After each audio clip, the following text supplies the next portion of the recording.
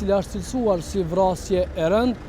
Dorosi për policinë, për drejtorinë rajonale të policisë Gjakov është i njohur, domethënë e njohim.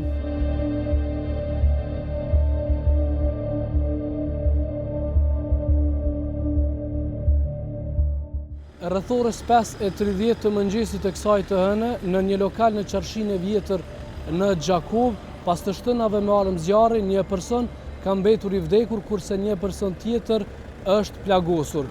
Viktima është RB rreth moshës 38 vjeçare dhe ai ka vdekur në vendin e ngjarjes pas të shtënave pra me armë zjarri. Siç ka mësuar kallzo.com, i dyshuari për këtë vrasje, e cila është cilësuar si vrasje e rëndë, është pronari i lokalit pra ku ka ndodhur rasti.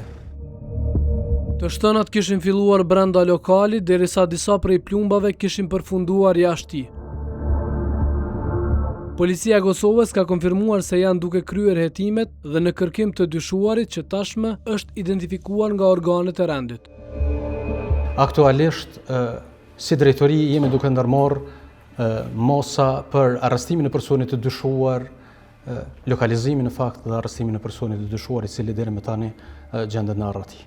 Zotë Elezaj, çfarë është gjetur në vendin e ngjarjes dhe personi i dyshuar për këtë vrasje, e cila është cilësuar si vrasje e rëndë, a është i njohur për organet e rendit më herët? Atë që mund të ndojmë tash, në vendin e ngjarjes janë gjetur disa gzhoja të armës së zjarrit, po ashtu është gjetur edhe një armë e ftohtë.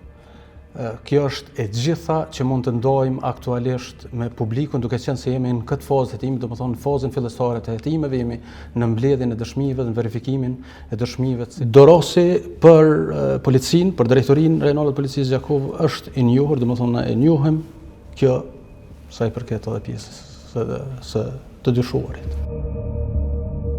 I plagosuri tjetër, sipas burimeve të kallzo.com, 29 vjeçar, është plagosur aksidentalisht. Sipas spitalit të Gjakovës, gjendja e tij është stabile.